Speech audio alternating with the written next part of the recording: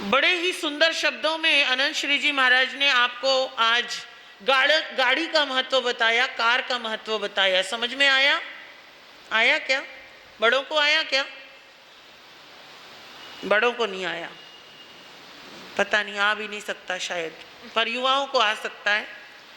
लेकिन ये लाइफ है, लाइफ की जर्नी है, वास्तव में ये सत्य है। अगर हम देखेंगे बहुत जगह, चाहे वो सास हो, चाहे वो बहू हो, चाहे वो बेटी हो, ससुर हो, पिता हो, भाई हो, दोस्त हो, या फिर हमारा बेटा हो, या हम खुद बच्चे हों। मैं भी बच्चा ही हूँ, बहुत बड़ी नहीं हूँ, आपके साथ ही हूँ, समझ गए? हाँ, मैं अपने महावीर का बच्चा हूँ, आप भी अपने माता पिता के बच्चे हो। हम सब अभी बालक ही हैं। बालक कब तक रहता है जानते हो? बालक कब तक रहते हैं हम, बता सकते हो बाबा जी?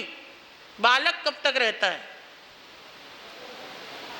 जब तक हाँ जी, मन साफ होता है तब तक बालक है। आजकल बालकों का मन साफ नहीं है, बालक बड़े खतरनाक हैं आजकल के। कहीं आप सोच रहे हो 4 साल के बच्चे को पता है आपको उल्लू बना के कैसे आपके हाथ से मोबाइल लेना है। हाँ, बात मन साफ की नहीं है, बात है बालकपने की। परमात्मा महावीर उत्तरायण सूत्र के 5वें अध्ययन में बताते हैं बाल और पंडित। वो मरण के बारे में बताया है, एक है बाल मरण, एक है पंडित मरण। लेकिन एक है आत्मा का बाल रूप और एक है पंडित स्वरूप। जब तक हम अज्ञान अवस्था में फंसे हुए हैं हम बालक ही हैं। जब तक कर्मों का हमारे ऊपर आवरण आया हुआ है हम बालक ही हैं।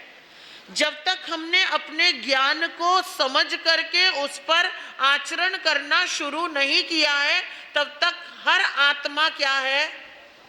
बाल स्वरूप है। अब बच्चों को देख कर, बिना देखे मुझे देख लो, बच्चे तो आते रहेंगे जाते रहेंगे, मुझे भी देख लो, मैं भी कुछ बोल रही हूँ। बेटा अगली बार लेट मत आना, और आओगे तो पीछे बैठना, बिल्कुल आगे मत आना, ठीक है? हाँ, जल्दी आया करो। टाइम क्या है बताया था क्या मम्मी ने, पापा ने? क्या टाइम था? और आए कितने बजे हो? घड़ी में देखो, मैं पीछे बैठे थे। स्कूल लेट जाते हो? स्कूल लेट जाते हो? स्कूल कितने बजे लगता है आपका? 7 बजे, 7:15? बेल कितने बजे बजती है स्कूल की? 8 बजे? नहीं नहीं, सुबह की स्कूल में एंट्री 7:15 है ना? और अगर आप 8 बजे जाओगे तो एंट्री मिलेगी नहीं ना? ये बच्चे को नहीं कह रही मैं, आप सबको कह रही हूं। हाँ, कहीं सोच रहे हो इस बच्चे को बोल रही हूं। कितने बजे आ रहे हो? टाइम का कुछ है क्या, मालूम है क्या कितने बजे है? तो खत्म होने का टाइम आ गया। अब आकर के क्या करोगे आप? मेरे ऊपर एहसान करने आए हो? बताओ तो, क्या अटेंडेंस लगवाने आए हो कि महाराज जी हैं कभी भी अटेंडेंस लगा देंगे? आपसे भी पूछना चाहूंगी टाइमिंग क्या है प्रवचन की? वैसे तो आगरा वाले लोग बोलने लग गए हैं बड़े महाराज जी बड़े क्रोधी हैं, बड़े गुस्से वाले हैं, डांट देते हैं। हाँ, अभी तो आपने मेरी डांट खाई ही नहीं है, गुस्सा देखा ही नहीं है। अगर मैं अपने गुस्से पे आ गई तो फिर पता नहीं आपका क्या होगा। बड़े प्यार से इज्जत के साथ समझा रही हूँ, टाइम 9 बजे का है, 9 बजने में 5 मिनट कम पे यहाँ पे आ जाया करो। सारी दुनिया का काम है, 24 घंटे आपके सारे काम चलते रहते हैं। लोग बोलते हैं हमारे पास टाइम नहीं है, किसी को कुछ भी बोलो टाइम नहीं है, किसी को कुछ भी बोलो टाइम नहीं है। मोबाइल जब हम उठाते हैं किसी का मैसेज बजा है, घंटी बजती है ना मैसेज की, मैसेज खोलते हैं, व्हाट्सएप खोलते हैं, व्हाट्सएप के साथ अगर कोई रील कनेक्टेड हो उस रील को खोलते हैं तो क्या खुल जाता है आपका? बताओ बताओ, अभी तो ये तो बूढ़ी माताओं को भी पता होगा। मैसेज के अंदर आई हुई रील को अगर हम टच करेंगे, कोई लिंक आया हुआ है उसको खोलेंगे तो क्या खुलेगा?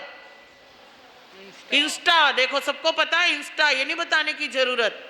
इधर वालों को तो खैर पता ही है, इनको भी पता है, कमाल की बात है, जिन्हें टाइम ही नहीं है उनको भी पता है कि लिंक को टच करेंगे तो इंस्टाग्राम खुलेगा और इंस्टाग्राम खुलते ही हमारी उंगलियां चलनी शुरू हो जाती हैं, स्क्रॉलिंग। और जो बोल रहा होता है मेरे पास टाइम नहीं है बिल्कुल भैया, और वो आधा घंटा उससे चिपका रहता है और हंसता रहता है।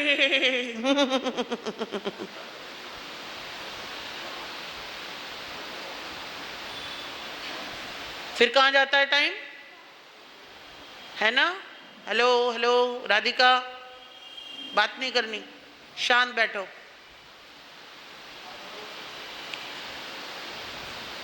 अगर सही मायने में हमें कार का महत्व पता लग रहा है, एक कार कौन चला सकता है? विकास भैया कार आती है चलानी? आज कहाँ बच्चों की लाइन में बैठ गए आप जाके। कार आती है चलानी? कार आती है चलानी। कौन चला सकता है कार? मनीष भैया, कार कौन चला सकता है? जो ड्राइवर हो, जिससे ड्राइव करना आता हो। फिर वो लड़की हो सकती है, लड़का हो सकता है, कोई माता हो सकती है, पिताजी भी हो सकते हैं, दादी भी हो सकती है, कोई दादा भी हो सकता है, जिसको आती है। तो ड्राइवर कैसे बनते हैं? क्या पूरी प्लेन सड़क मिलती जाती है और आप ड्राइवर बन जाते हो? जो गड्ढों को पार करना सीख जाता है, उबड़ खाबड़ रास्तों पे चला लेता है, उसे बोलते हैं ड्राइवर। और वो ड्राइवर बन ही नहीं सकता जो गड्ढों से डर जाए या जो रास्तों से डर जाए, गलियों से डर जाए। वो बन सकता है क्या?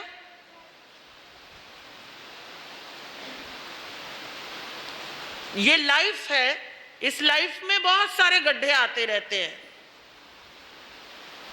परमात्मा कहते हैं जीवन है, जीवन के साथ कर्म है और कर्म के साथ सुख और दुख है, दिन और रात की तरह जुड़े हुए हैं। अच्छा वक्त भी आ रहा है और बुरा वक्त भी आ रहा है। अच्छा वक्त नहीं रहता तो बुरा भी नहीं रहेगा, और बुरा नहीं रहता तो यकीन मानना अच्छा भी नहीं रहेगा।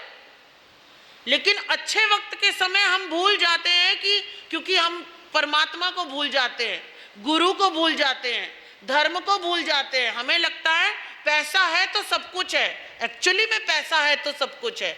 ये तो मैं भी कहना चाहूंगी कि पैसा है तो सब कुछ है, लेकिन पैसा कैसे हो, ये कभी सोचा है? पैसा तो हो, क्योंकि आप बीमार पड़े तो पैसा चाहिए, आपको अपने परिवार को पालना है तो पैसा चाहिए, घर से बाहर निकलना है तो पैसा चाहिए, घर चलाना है तो पैसा चाहिए, रिश्तेदारी निभानी है तो पैसा चाहिए, स्टेटस मेंटेन करना है तो पैसा चाहिए, कुछ हाई फाई बनना है तो पैसा चाहिए, है ना? बिना पैसे के एक कदम भी आप चल सकते हो?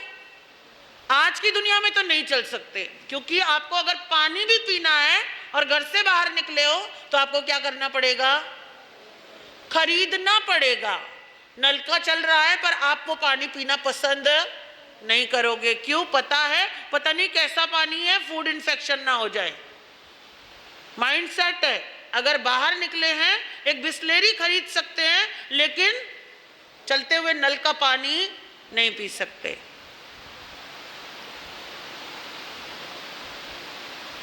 तो किस लिए पैसा? अब वो पैसा कहां से जनरेट होता है, बता सकते हो? हाँ जी, विद्या से? हाँ, एटीएम से। ओ भाई साहब, एटीएम का पैसा तुझे कैसे मिलेगा भाई? एटीएम का पैसा तो एटीएम वाले ने एटीएम में डाला है, आपको कैसे मिलेगा? आप बता सकते हो? हैं? ईमानदारी से। ईमानदारी से तो माताजी आजकल रूखी रोटी भी नहीं खा सकते आप। धर्म करने से, कर्म करने से। अच्छा, कर्म करने से। कर्म मतलब काम। चोरी, झूठ, लूट, परिश्रम करने से। और कई बार आपने देखा होगा कि परिश्रम करने से भी पैसा नहीं मिलता। हाँ जी, हाँ, राइट आंसर। पैसा पाने के लिए पुण्य होना जरूरी है। पुण्य, पुण्य क्या है? पुण्य क्या है बता सकते हो?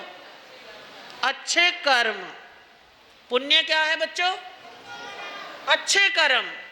लेकिन पुण्य जनरेट करना पड़ता है, पुण्य अपने आप नहीं आता। पाप अपने आप आ जाता है मगर पुण्य अपने आप नहीं आता। पुण्य कमाना पड़ता है, जैसे पैसा कमाना पड़ता है, लेकिन पैसे को कमाने के लिए पुण्य की जरूरत होती है।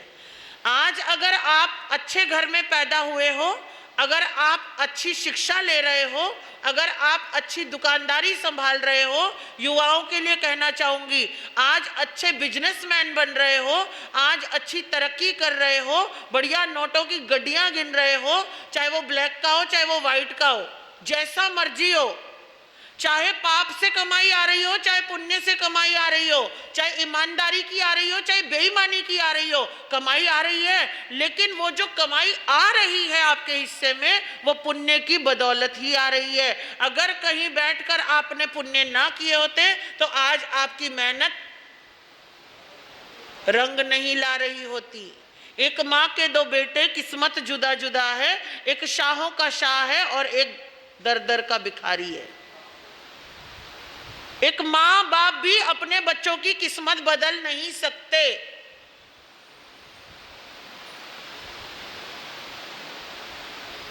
बाद में चाहे वो कुछ भी बोले कि इन्होंने मुझे कम दिया, उसने ज्यादा दिया, कम तुझे इसीलिए मिला क्योंकि तेरा पुण्य ही नहीं था। यह भी ध्यान रखना। माता पिता हो, भाई बहन हो, आपस के विचार हो, रिश्तेदार हो, नातेदार हो, सामने वाला बेईमानी तभी कर गया जब उसका पुण्य था और तेरा पाप था। पुण्य क्रिएट करना आना चाहिए।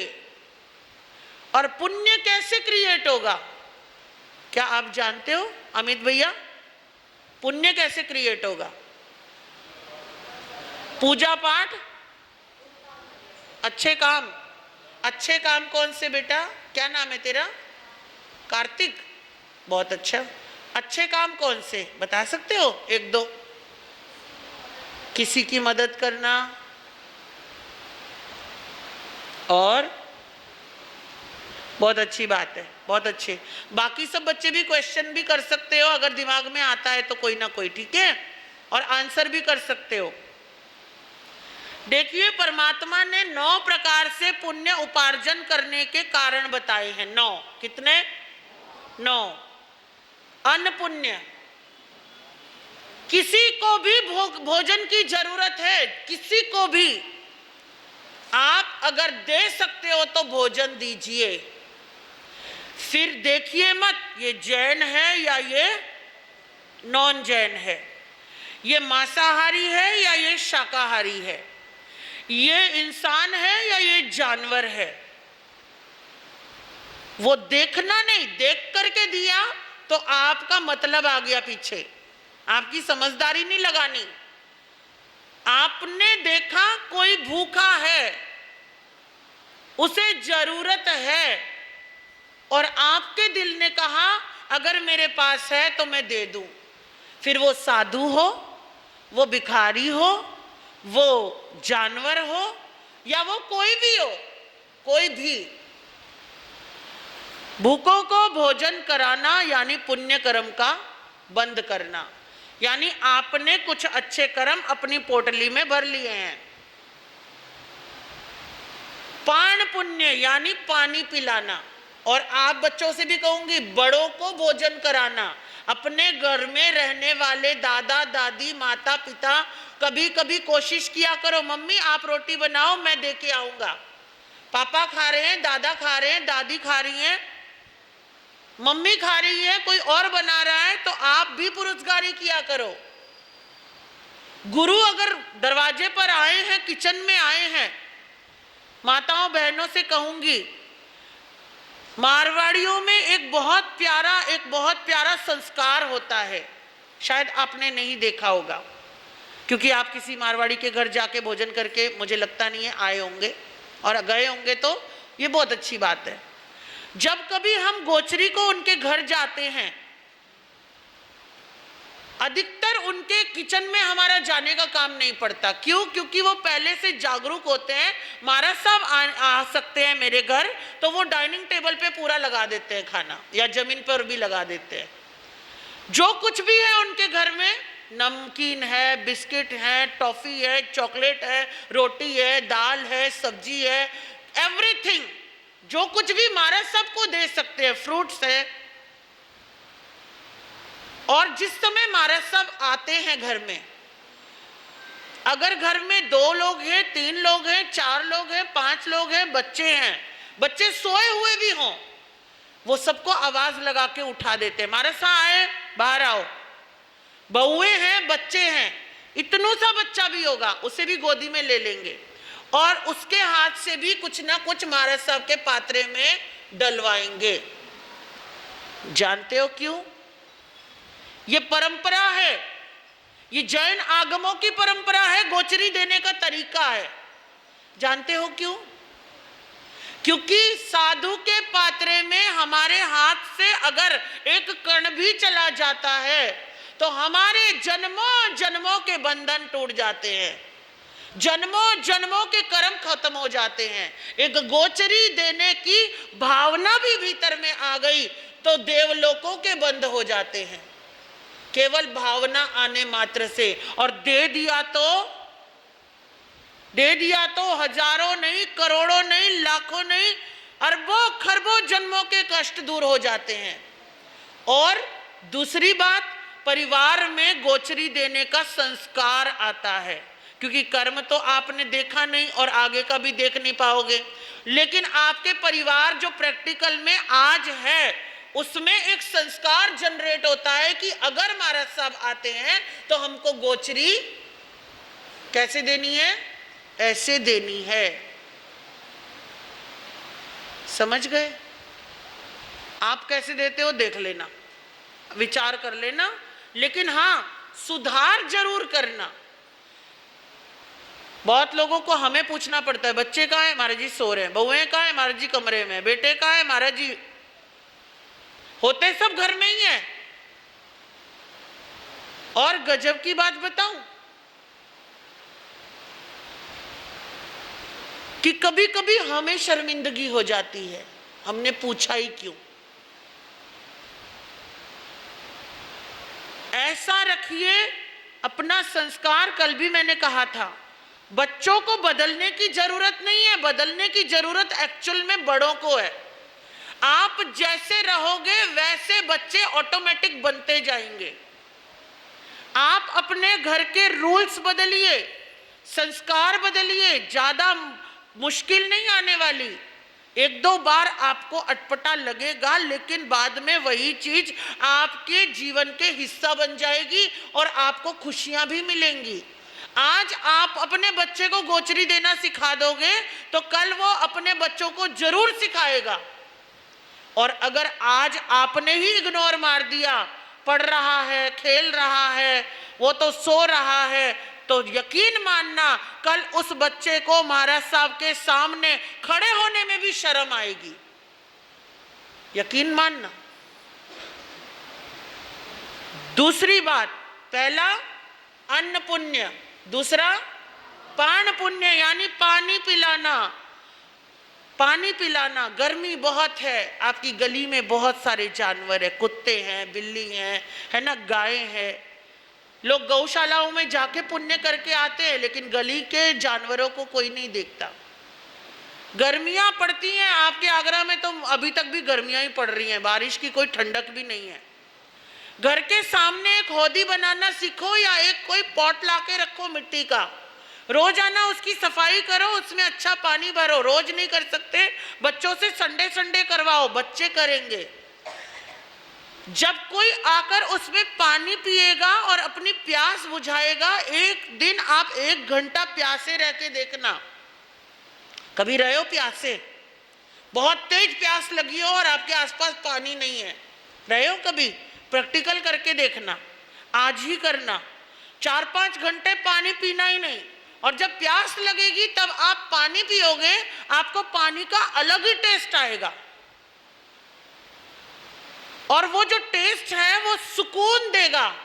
और समझिए कि जब आप किसी पशु पक्षी को, जो अपने हाथों से नहीं पी सकते, जो अपने आप नहीं क्रिएट कर सकते चीजें, आप उनको पिला रहे हो, पानी का दान भी दे सकते हो। गर्मियों में बहुत लोग होते हैं अपने माता पिता के नाम पे, दादा दादी के नाम पे बड़ी बड़ी टंकियां रख देते हैं, घड़े रख देते हैं, प्याऊ बनवा देते हैं।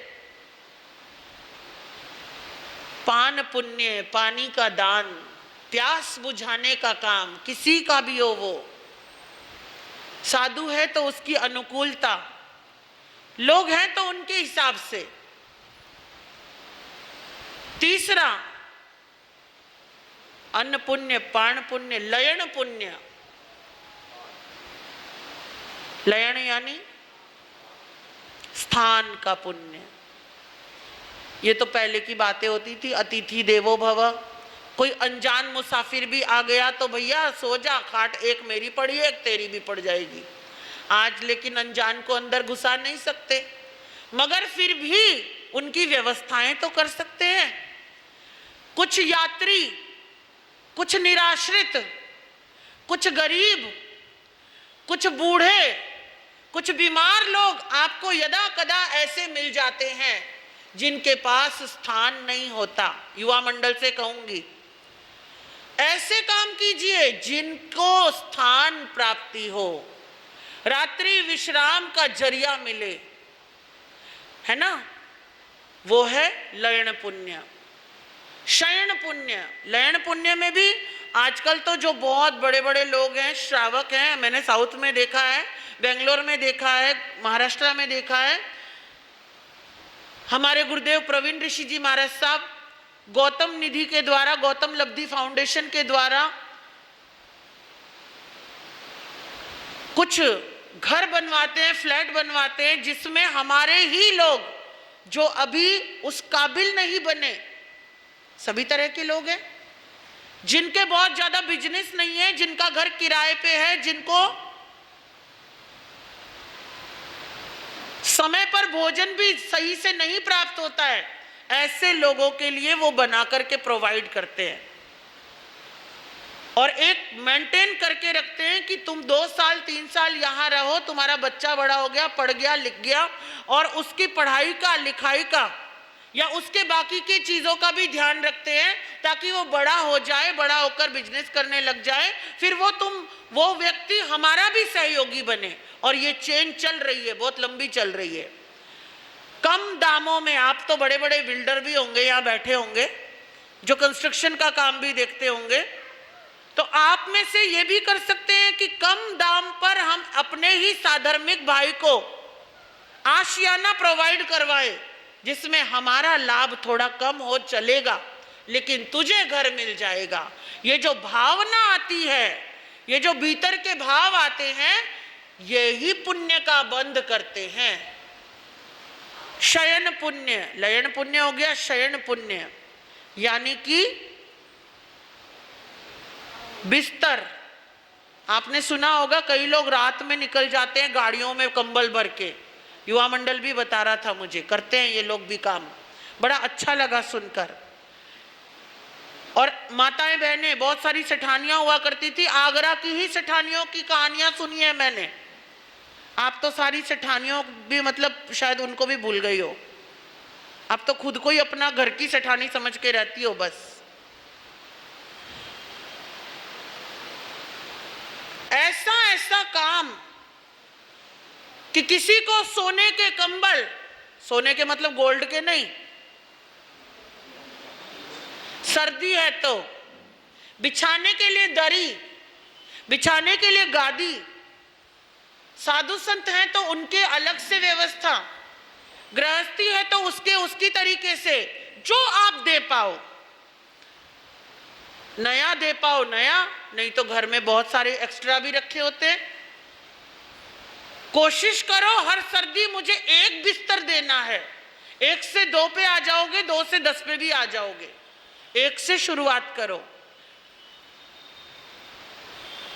कोई सुख की नींद सोएगा और जो वो आप उसके सुख को महसूस करोगे तो यकीन मानना आपके पुण्य की पोटली भर जाएगी। वस्त्र पुण्य, वस्त्रों की तो बहुत जरूरत होती है।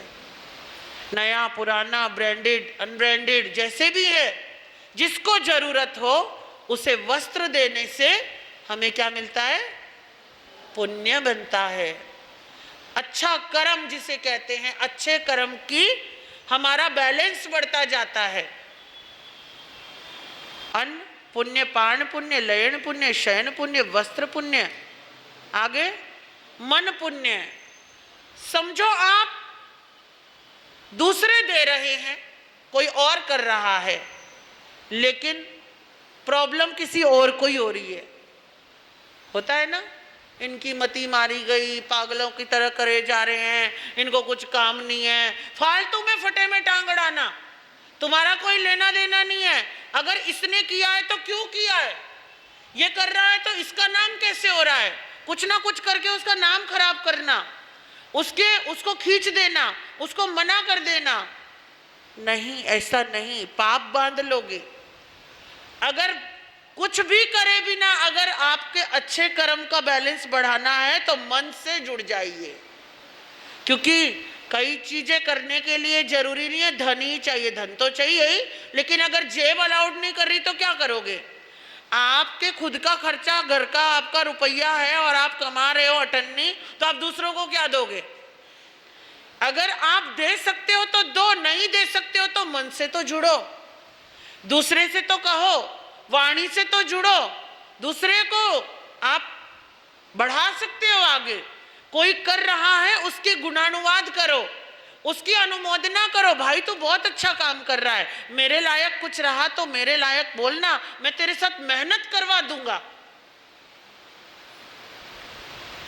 और आज तो ऐसे लोग देखे हैं, मेहनत तो नहीं करनी, तुझे पैसे चाहिए तो पकड़, काम कुम मेरे बस की है नहीं भाई। मन, वचन और काया तीनों से पुण्य मान सकते हैं।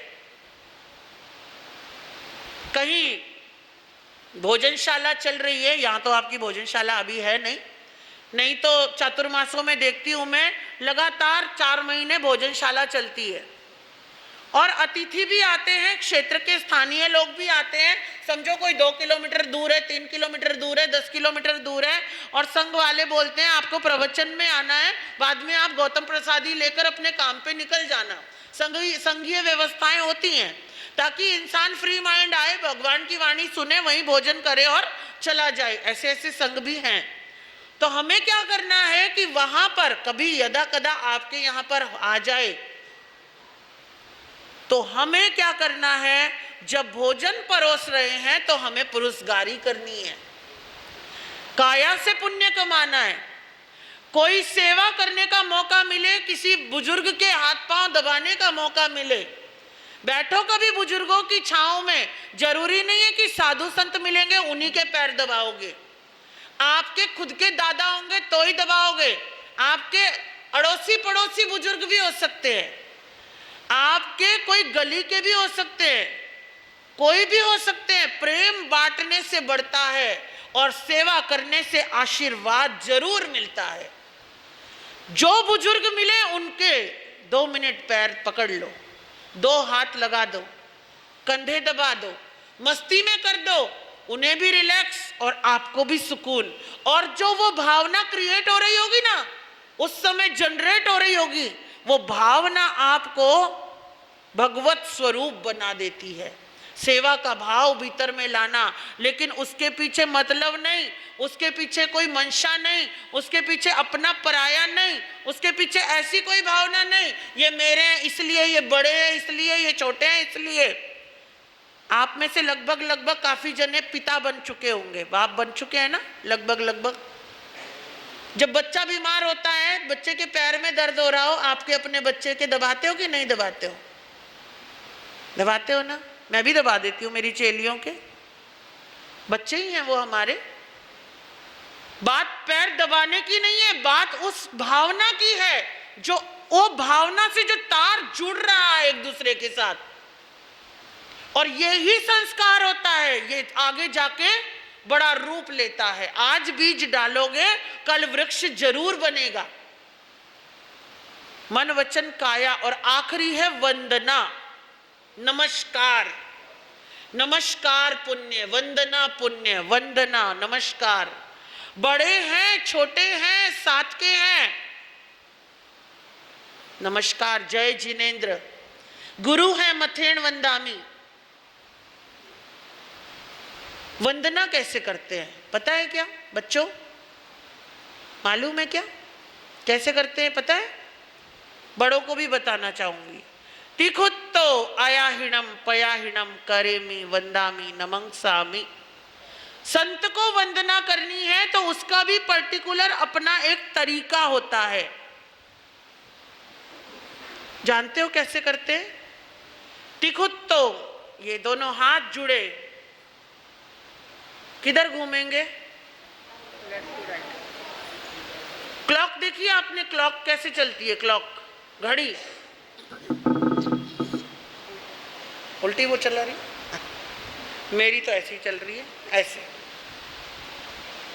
तिखुत्तो आयाहिणम पयाहिणम, करेमी पे बैठ जाओ घुटनों के साथ, वंदामी पे सिर के साथ झुक जाओ, नमंसामी नीचे झुके झुके बोलो, ऊपर उठो सक्कारेमी सम्मानेमी, कल्याणम मंगलम देवियम चेयम पज्वासामी मथेन वंदामी। आप कैसे करते हो? हाथ भी कहाँ घुमाते हैं?